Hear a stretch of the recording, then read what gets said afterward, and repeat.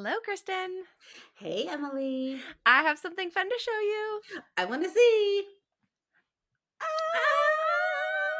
It's here and it's Oh, huge. it is so big. I need to It's so order a big. copy so that I can hold a copy Hold as it well. Yes. and Oh just my flip the pages. gosh. Actually, I feel like it feels really good for how many pages it has. Hmm. For those of you who are not watching the YouTube, I am holding up a copy of my third book in the Xeris Galaxy saga, Rising from the Galaxy. Very Yay. exciting. So exciting. But I guess we should probably get to the episode. Let's do it. Hi, I'm Emily, author of the Xeris Galaxy Saga, among other things. And I am Christen, author of the YA rom-com It Happened at Christmas, among other things.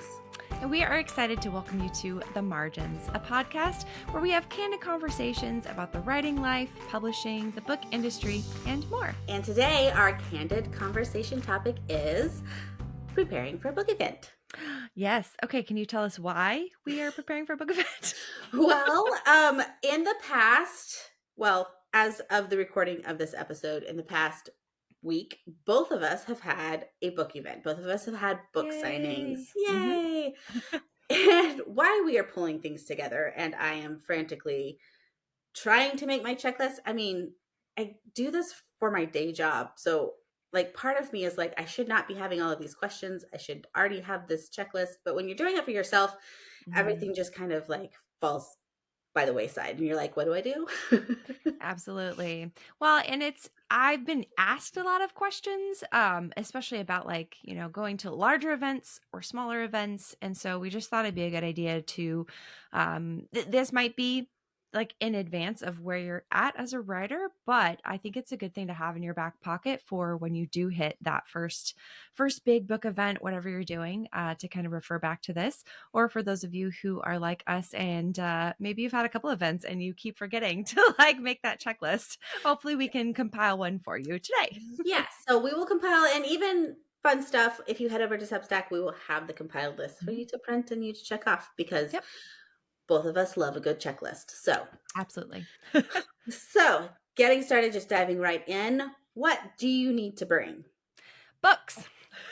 That would be helpful, especially if you're selling said Mhm. books. Well, and I mean, honestly, I say that like as a joke, but at the same time, I have been in a situation where something dawns on me, oh, I have an event in a week, 2 weeks, whatever that is. You definitely need to make sure that you have your books ordered. I had to order extra copies of, so my pen name, my Christmas book for that, Made at Christmas. I need to make sure I had copies of that because I don't just have them on hand. So that is definitely at the top of the list. Yes, that is at the top of the list. After that, I think it would be really a good idea to have some kind of swag, some kind of Mhm. bookmark. Bookmarks are really good. I had this realization like a week and a half before my event and realized I had no swag. And the swag that I did have was not for the current cover of my book. So as you may know, It Happened at Christmas. I did a recover. So all the swag that I had was for the old cover. Mm. So I scrambled. I got on Canva. I created some. Emily helped me create some. And then I was able to order them directly from Canva, which Canva is really great about. I feel like they're very inexpensive. I got Mhm. 100 bookmarks for like $20. So Okay, I that's feel pretty like good. that's pretty Yeah. good, especially for something like this, where it doesn't have to be, not that it isn't good quality. It is good quality. It just doesn't have to be like Like top of the line top quality. quality. Yeah. Yeah. Yeah. So Absolutely. And as a designer, I go that route, but I go a little bit higher end only for the sake of I can.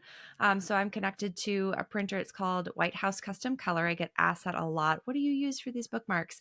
And I think the best part about it is they have different paper types. So I've used the pearlescent type for a definitely higher end feeling. This is not something that I usually give away at book signings.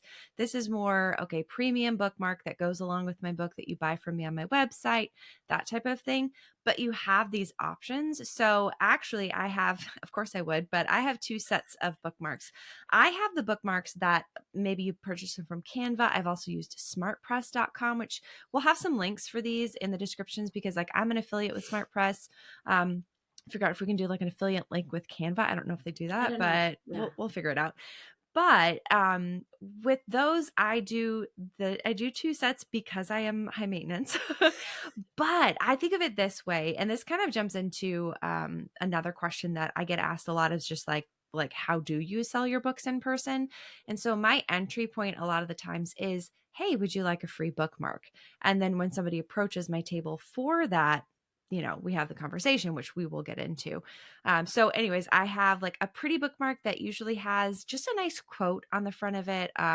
Right now, my most popular one is a C.S. Lewis quote: "We read to know that we're not alone," which I absolutely love. And Love it's that. got like that spacey vibe. So it fits with my marketing and everything of that, you know, science fantasy. Um, and then I have a couple other ones that are more promotional for like my dragons in space and like all this. And then when people purchase a book from me, they get a different bookmark. So that's where I might bring in those higher quality bookmarks. So Oh, I like yes, it that. is a Yeah. lot.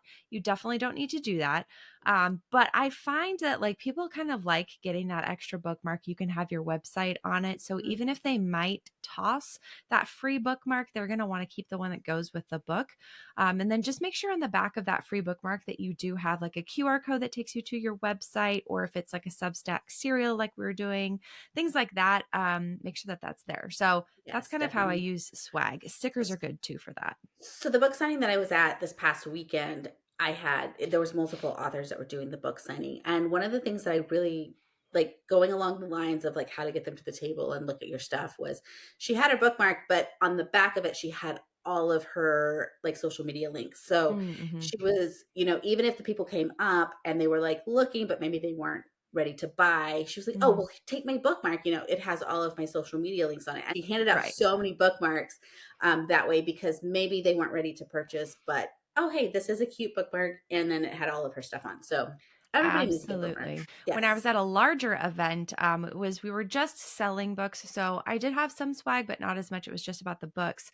The woman next to me, she just bought like a packet of Star Wars stickers because it kind of Fun. went along with the lines of her book, and so the stickers really drew the kids in, and so it was able to be like, oh, here, take a sticker, and there's so many different kinds. I have another friend who's an author who did that with dog stickers, so it's a Fun. great way to bring in people that pretty inexpensive because you can get those on Amazon for pretty Oh, cheap yeah. and Yeah. just like give those away. I do candy to bring the kids in, which is Hmm. probably not great because the whole stranger danger, what you want a piece of candy, and then anyway, Hi, but you're an yes. author. It's fine. Yeah. So with that is something else that I make sure to bring to have on my table is some kind of candy. I have working with Christmas books, so I had like Christmas candies on the table. Also, it happened at Christmas. The scene opens, and Murphy is cleaning gum off the wall. So I always Mhm. have double bubble for people to pick up, and that's kind of fun because it goes with the book as well. I think that was really unique. I saw that in the picture. We traded selfies because we were both at events on the same day, at like around the same time, which is so Yeah, fun, it was fun. It just was in very different states. fun. And I was like, oh, that's so smart because a lot of people may not like actually grab the candy. It depends on the event. I was at a book festival in Louisville where there was a lot more kids, loved the candy, definitely brought them to the table, and I was Mhm. happy to give it away. But then I've done other events where I've brought it and like nobody's really interested. Maybe they're too healthy, who knows? But the gum I think is really cool because not only does it tie into your book, but it's also kind of more unique and it's a Yeah, little like what's the word I'm looking for? Like sentimental, I think, yeah, because like I think of that and I think of like the past. I don't, I'm like, oh, when I was a kid, I used to chew this or yeah, whatever. yeah, yeah. Hmm. Something else that I decided to do very last minute, so last minute. So don't be like me and do this last minute. Maybe think about this before. But I decided to make Taylor Swift like friendship bracelets that go with each of my books. They had the different colors. But the problem was, is I thought about this on Friday night before the event, and so I was up until like 2:30 making these friendship bracelets. But they were a hit. I was gonna say, I bet they Actually, drew people I was in. gonna say the bracelets were a bigger hit than I think the actual candy. I think for my next event, I do have another event coming up in a few weeks, but I think I'm gonna have signs because I Mm, feel like that is something that's a little, you have all of this stuff on your table and you're selling yeah, books, and so people might not come over yeah. to pick up a bookmark or a bracelet because they think that they have to pay for it. So I Mhm. will also bring some signs. So that's something Smart. else to think about. Yeah, And I went really old school and just did I had some, craft paper, so, like, the heavier it looks kind of like yeah, it's like cardstock, but a little heavier. It's like mhm, the tan color, yeah, and I would just write "free bookmark" on it and do a little oh, that's great. foldy and stick it in the Hmm. front. That's I mean, brilliant. a real sign would work too. Yeah. But speaking of signs, that made me think of like another thing that now we're kind of moving into the territory of if you want to fill out your table, these are some suggestions that we have, but you do not need to do all of this. And some of them you might not have room. Like Yeah, there was three authors at my book signing, and we literally shared a long table. And so I brought these fun things to use, and some of them I didn't even use. Like yeah. some of the decorations I didn't even put on my table because it wasn't enough room with all three of us and all of our books. Absolutely. So I would say, speaking of room, actually, we'll start there and then we'll move into the other things. I think we both have this. I found a crate, I believe it was at Home Goods. It's like it looks like a what is it, like a milk crate? I don't know. A But little it's wooden crate, new. yeah, Like a little little, wooden yeah, crate. Yeah. And that is a great way to add a little bit of vertical space to a yes, small table yes, because a lot of events, especially like I know at the Columbus Book Festival in Ohio, I went to that this year. I only had half a table, which was fine. Financially, that makes a lot more sense for me right now with just like the limited amount of books that I have.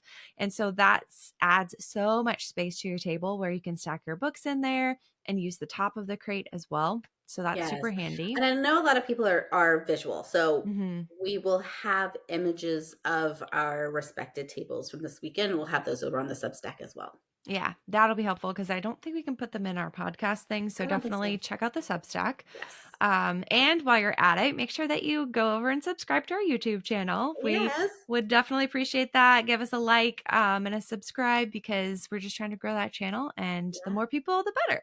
Yes.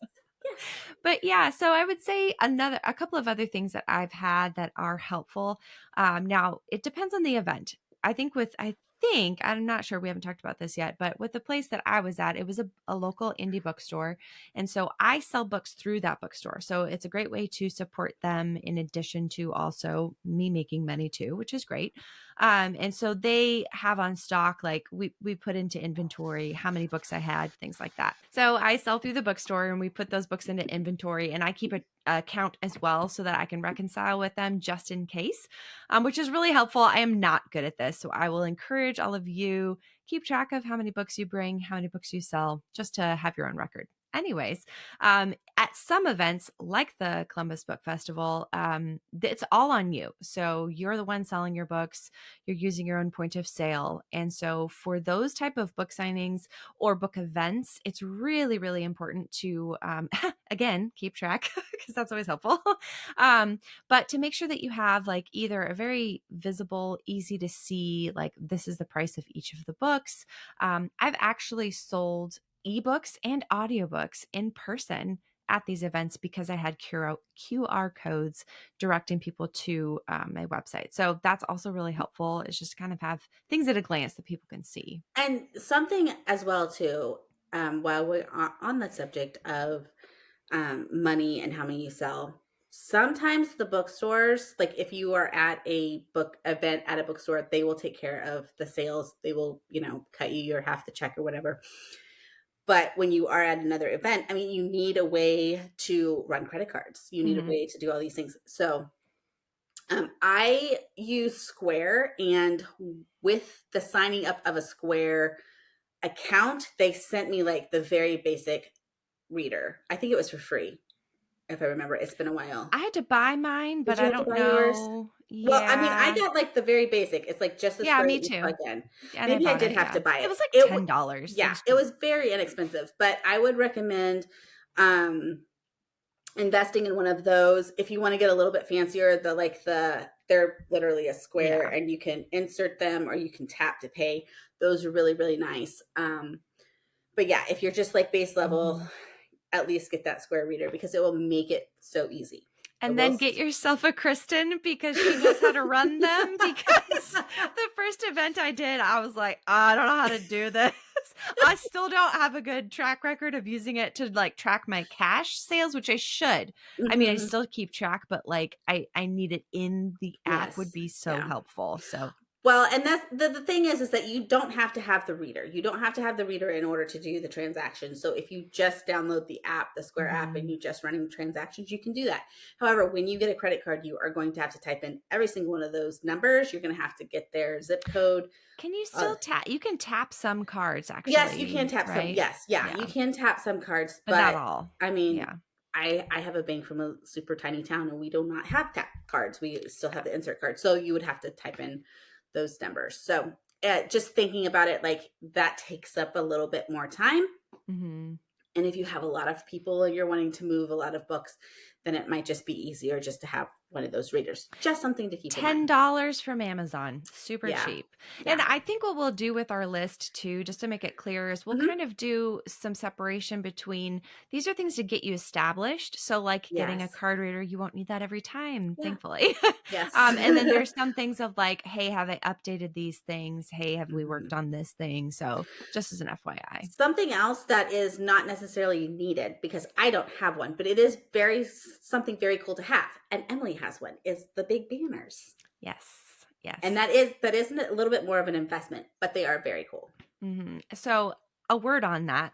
Um, I'm always someone who I wouldn't say that I'm cheap, but I am like looking for the most affordable way to do things. So, the way that I found my banner was on a site that had like a 50% off sale. They probably offered a lot. I don't know, but I won't necessarily name the site because I just don't know. I've only had one interaction with them and they did a good job. But you can definitely just search for banners and kind of do your own price, evaluation between each of them. But I will say, for me personally, I created my sign, my banner, to kind of just be consistent for hopefully the next several years.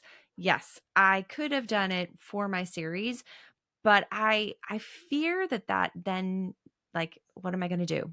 Buy another one every new book series? I just didn't really wanna do that. I mean, I am considering moving into a little bit of fantasy, so having it so sci-fi skewed might hurt me, but we'll see. I can always add a few things to it too if I need to, but I would just say look ahead to what is going to be, like, branded to you for a good amount of time so you don't have to be buying a banner every few events or things like Yes, that. yes. And banners are really good for visibility, especially Mhm. at bigger events. When you at a bigger event, if you have a big banner, people can find you a little bit easier. Again, it Mhm. is not like you absolutely have to have it, but it is nice to have. Yeah, For and you I can wouldn't get have. smaller ones too, Yeah, yeah. like, I mean, in smaller events. I wouldn't have used one at my event this weekend because it was at Mhm. a small local indie bookstore, and literally we were the first thing you saw when you Yeah. walked in. I don't know how many people asked us if we carried a book in stock, and I'm like, I don't know. I'm just here signing I'm my just here book, for my own but books. I will help you. So yeah, it helps with visibility Absolutely. definitely. Yeah. And then I would say having a few other things visually to draw in. Now, I'm obviously a very visual person because I do design. And so to me, I have used like the stand up plastic sign holders to showcase some of the art from my series to just draw people in. I don't necessarily sell that when I'm doing book events. If I was at a larger event and I had like a whole 6 foot table, I have offered, some stickers, some things for sale. But again, like Kristen was saying, make it very visible, very obvious what is for sale and what is free, because that will confuse people. But a lot of the times it's more just to draw people in, to kind of show them what your world looks like, to Mhm. give them just that hint. With like a contemporary Christmas, it's a little easier because we kind of know that. It's just for me where it's like, okay, what is science fantasy? Yeah. Like, what can I expect? I rely really heavily on that and then my pitch. So Yes. definitely having that. I would say the last thing that you need to make sure that you have is some way for people to sign up for your newsletter. So Mm-hmm. I just have a paper with lines, sign up for my newsletter, join my newsletter. Mm-hmm. People sign on it. I've also seen people use QR codes. You know, I've seen people make sure that they're giving things away. Emily did something really good at the last event we were at together, where she gave a physical copy of her short story. Is that what it Mm-hmm. was? A short story, Mm-hmm. like to anybody who signed up. And that's going to get a lot of people interested because, oh yeah, I'm going to sign up and get this free thing. Yeah. So, and you're wanting to build those lists. It's very important. And this is a great way to do It's a so I will say this because I've been asked about this a it. lot recently. It is an expense. Hmm. That was definitely a large part of my marketing budget this year. It was something new I wanted to try. And unfortunately, there's no real specific way for me to see a correlation of how many of these did I give out versus how many books did I sell. But it was a lot of fun to be able to say, hey, if you sign up for this newsletter, you get this story. And then I was able to say very clearly, and this is one thing that I will add in just before we're done here about what else you need to have. In Hmm. addition, this is more of like that in person, how do you sell your books? But is to be able to say, hey, this is my Cinderella meets Jane Austen in space short story, and it'll give you a taste of my writing. Because as an indie author, or really as any author, honestly, your biggest struggle, at least early on, or I should say the biggest hurdle that you have to jump, is getting people to read your writing. Once they do and they like it, they're in, right? They might get your books from the library, they might order them from you, but you just want them to start reading your Yeah. work to really fall in love with it. And I had actually several people say that they read the short story like on a flight home or something and immediately turned around and bought my books because they enjoyed it so much. And so I do see that correlation. I don't know that it's going to like make up for the expense that I spent Well, in buying and them, I think but they look pretty. the way that I see it, it's more long term. It's Yeah. not necessarily like I'm giving you this and you're instantly turning around and buying it. It's more long term. Like you said, they Mhm. read the shorter thing, and they purchase it. Or maybe they read it, they fall in love with you, but they're still on your newsletter list. So Right. Exactly. you can still sell to them long term that way. Mhm. Um, and because I feel like you gave them that tangible thing, it's more cemented in their mind as far as, oh, this was that really cool girl that Mhm. gave me this, like I'm going to read her newsletter, as opposed to I saw a link, I Mhm. subscribed, now wait, who is this person? Because Yeah. I yeah, if I know the person or I have interacted with them online, then I sign up for their newsletter. I'm way more invested in their newsletter than if Mhm. I'm just like, oh yeah, that might be kind of cool. Click, I'm subscribed. Now wait, what? Yeah. Oh, absolutely. Absolutely. And honestly, this is not a topic about newsletters, but that's a lot of the times why I put my face as the first thing that people Yeah, see on the newsletter, so that they remember, oh, yeah, this is that one person who I met at this one event or whatever. exactly, exactly. So before we jump into how you step into selling your books at an event, the last thing, I guess not the last question, but one question I also get is how many books do you bring to a signing? That is the $100 question. It really is. I tend to go by a couple of different factors. One being, what am I selling? Two being, where am I selling it and have they heard of me? And three being, is there any other alternative thing that's going on that might influence or de-influence, but usually influence me selling books? So, for example, going to the Realm Makers Conference a couple of years ago, there's a chance to sell books there as well. And now I didn't think this ahead of time, but I sold out of all of my books because I won an award. I won two awards there.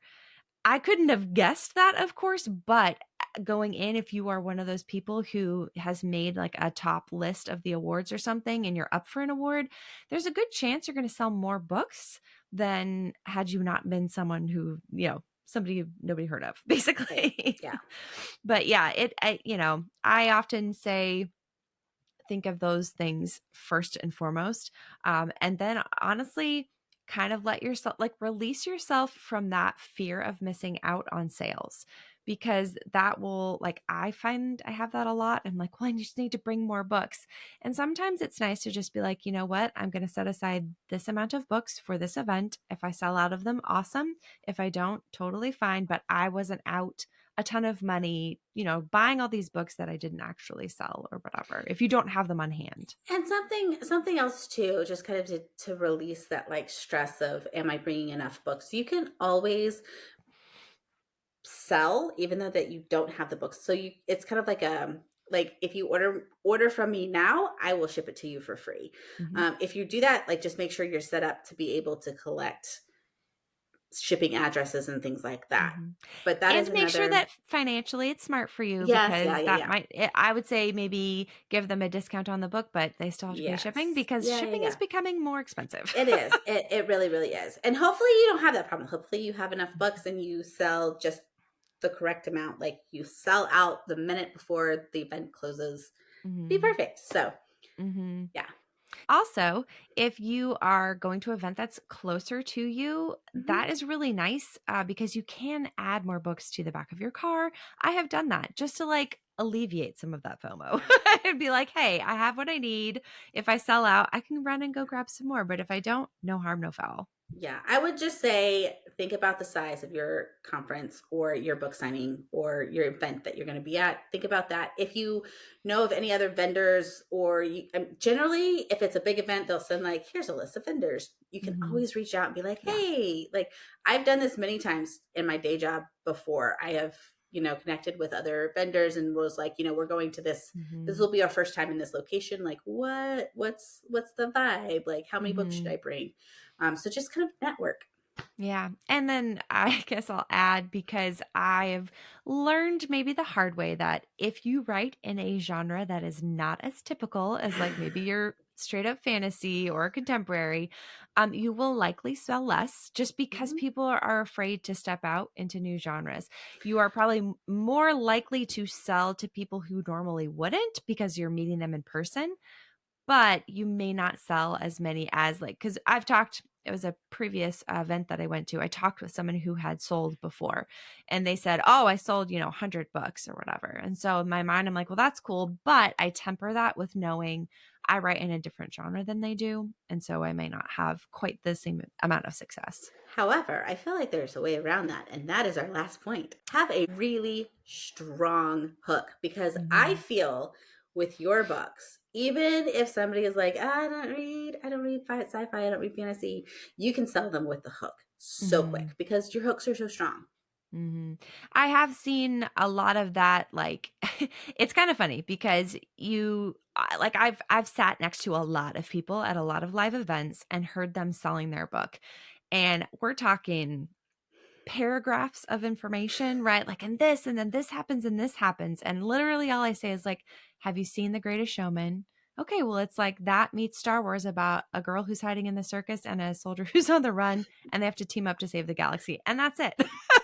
Now, I can go into more detail, and I have at very, very few occasions, because from that, people either know this sounds really cool, or it'll get them to pick up the book to read the back cover, which I would prefer over me trying to explain it to them. Or they'll know, like, that doesn't sound like it's for me. So having that it's a good way to weed people in or out of what I'm selling, versus trying to like convince them. But that's also just the way that I sell, is I'm not a hard seller. I'm just like, I will say like, oh, if you get them from me here, you will get them at a discount where, they'll be cheaper than anywhere else. Hmm. And then if I feel like I'm losing them, I will then throw in, but you can also get these at your local library. Feel free to request them there. And that is a great way to kind of help just plant the seed. Even if they don't Yeah, do it, they know that they could. yeah, exactly, Hmm. exactly. Yeah. So there we have it. Our prepping for a book event tips. It's a lot, but if you're new to the game and this is maybe one of your first events, don't feel the need to flood your table with all of these things. We'll probably include even more in the Substack post because we'll have like had time to think it through even more. But just know, have some bookmarks that connect back to your website and maybe a way for people to sign up for your newsletter, and then have Mhm. your books there and a way to sell your books, and then have your high concept because that is free technically. Yeah. Well, and it's something that you probably need Yeah. no matter where. I mean, even if you aren't selling, because Hmm. your aunt at Yep. Thanksgiving dinner is going to ask you what your book is What's your book about, about? and Hmm. it's nice to have the high concept already ready to go because you have been selling your book at events, and you have to have that high concept really quickly. So, Yep. Absolutely. Okay, Kristen, what is our pub tip of the week? our pub tip of the week is go to author book signings and conferences if you can afford it. We say this because the I feel like the more author book signings and conferences and things, you can see how other people are doing it, and you can mesh what they're doing, Hmm. maybe see if it will work for you, or maybe you'll be like, that is not a great way to sell books, and you know Learn from it. Yeah. learn from it. I agree. And I think too with that, like there is a chance to make connections, especially if Mhm. it's local. That is really cool. I have consistently seen the same people come back to my signings because I have a trilogy. So, you're hoping that they're coming back for all three books. And I think that's also introducing them to, your indie bookstore and things like that. Yeah. So, whether you're, just joining another event that's happening or you're setting up your own event, um, having that and then having gone to other people's events kind of opens the door to be like, hey, would you come to mine? And that collaboration is always good. Yeah, that's great. All right. And our listener question is ways to find your ideal reader. I think we have answered this before, but it was more genre specific. Hmm. And so I think this is more like a general kind of how do we find readers for our writing? I I think my favorite way to find readers for my writing, and I'm really bad at this, is at the events. Mm, I say I'm really bad at this because I haven't got very many events booked. But I like that because I write in so many different genres that I feel like if they can meet me and fall in love with me as an author, as opposed to falling in love with It Happened at Christmas or yeah. Meet Me at the Christmas Card. Like if they fall in love with the book and then I'm trying to get them to hop over to this murder mystery or, Hmm. Mealy Spencer, which is, I don't know what Mealy Spencer is, but it's easier for them to follow me if they know me and they love me as the author. I mean, I Hmm. have preached about this. I don't know, have them fall in love with you as the author, not your books or your series, and you can take them anywhere. So that is Yeah. probably my favorite. And I think too with that, like your voice is going to be consistent to a degree. Yeah. And I've told that. So I just went to an actual reader event, which I think is a great way to Oh, find your yes. ideal reader. Yes. um, Very. because, and honestly, it happened when I was on a panel. We were a very mixed group of authors. There was only one other author who wrote fantasy on the panel, and then there was like a lot of romantic suspense, and contemporary, historical. I mean, it was just like biblical. It was like all across the board. And I had someone actually come up to me and say, because of what I said on the panel, it's made them want to branch out into science fantasy because it's easier for me in like at least that specific event to sell more of my sweet romance or my rom com or my romantic suspense. And so having them be like, oh, I really liked basically you, right? That's what you're saying. Yeah. I liked what you were saying. I liked how you approached that topic makes them interested to try out your other books basically. And Yes. so if we're talking about ideal readers too, the last thing I would say as a suggestion is just to be very authentic in Yes. how you present yourself. Obviously we want that for anybody but yes in person but especially online. I Yes. think that your personality coming through as genuine and normal and maybe weird as you might be, maybe I'm just saying that for myself, No. having that happen is then going to lead to people being really interested and invested in what you're doing. And hopefully you guys can see that from like our podcast because we're just who we are. Yeah. Yeah. But then also just through our social media. And so that Hmm. is us connecting with other readers. So trying to be in those reader spaces, trying to be really authentic while you're there. And then not being afraid to like bring up your books when the Yeah. time comes and having a great high concept. So Oh, yes. Yes. Well, that is all that we have for this episode. So do us a favor and make sure to like and subscribe wherever you re listen, because that will help us find more readers. Check out our Substack. You can subscribe there and you'll never miss an episode, because we will make sure to put a little post there once we Mhm. have a new episode up. And Yeah. until next time, Bye. bye.